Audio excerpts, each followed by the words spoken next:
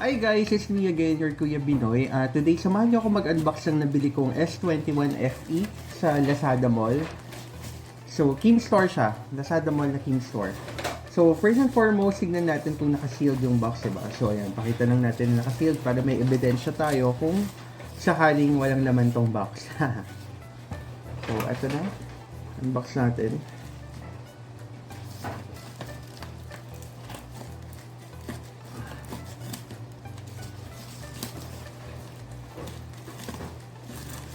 Yun. So, yung bubble wrap niya black. Tapos, pag open mo, nakabox siya ulit.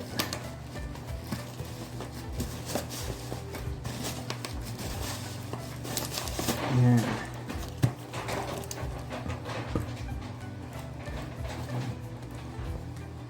So, tingnan mo lang. Ganito yung pagkakapak niya. Medyo pangit lang yung box yung labas. Ewan ko bakit ganyan yung ginamit ni King Store. Pero hopefully okay yung gamit sa loob. Tingnan natin.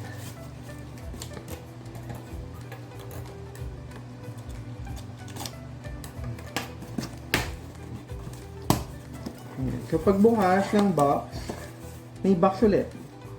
At naka-bubble wrap na naman siya. So protected naman yung gamit. Kahit pangit yung outer covering niya, may covering pa siya ulit sa loob na naka-bubble wrap.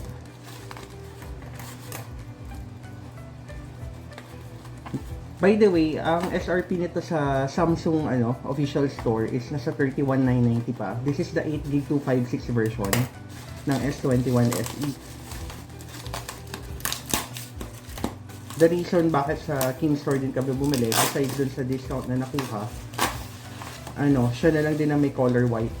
White kasi ito. Ayan, andito yung official receipt. Ayan. Kasi ito yung mismong phone. Ayan, nakikita sealed pa naman yung sa cellphone. Ayan, so hindi pa siya tampered. Yan ang pinaka-importante yung i-check kapag bibili kayo ng Samsung phone. Kailangan itong dalawang papel dito, selyado pa. Tapos, yeah. Ang SRP niya that time is 28,990 pero nakuha lang siya ng 27,340 after discount. So this is the 8GB 256GB na white. So tingnan natin kung tama. Bago natin buksan, 8GB 256 white. Ayan, dito siya nakalagay sa ilalim. Ayan. So, unbox na natin.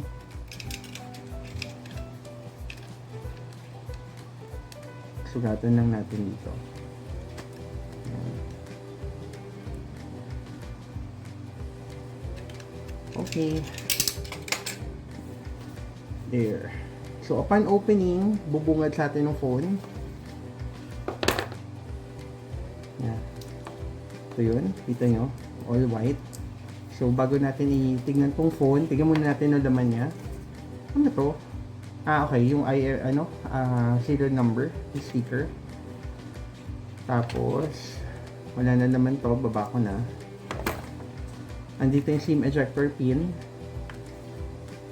Tapos, buksan natin yung ito, dito.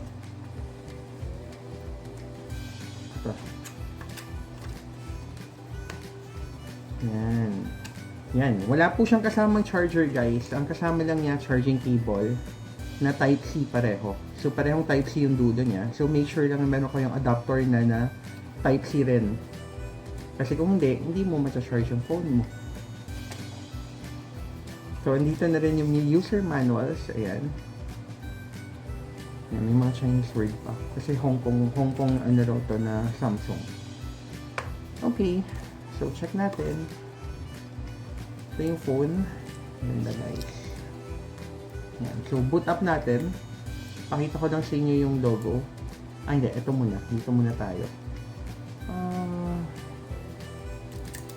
There. Yan. Pakinggan yung history. Ayun. Ayan. Yan. Kasi may takip eh. Hindi nyo makikita kapag binuot up. So, boot up natin. Parang walang charge. Mukhang kailangan ko muna siya i-charge.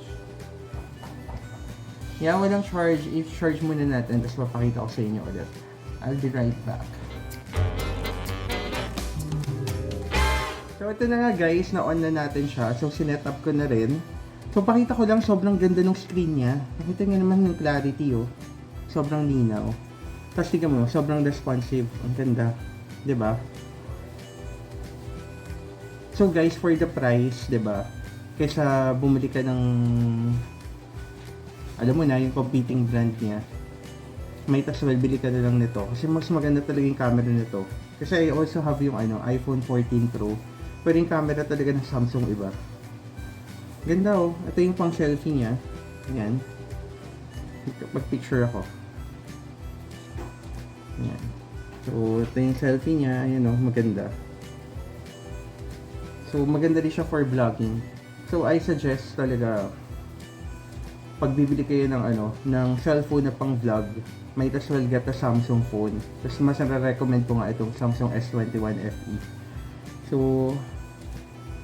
yun na muna guys. I hope you like my video. If you happen to like it, please don't forget to like, subscribe, and hit that notification bell. Thank you for watching. Bye-bye!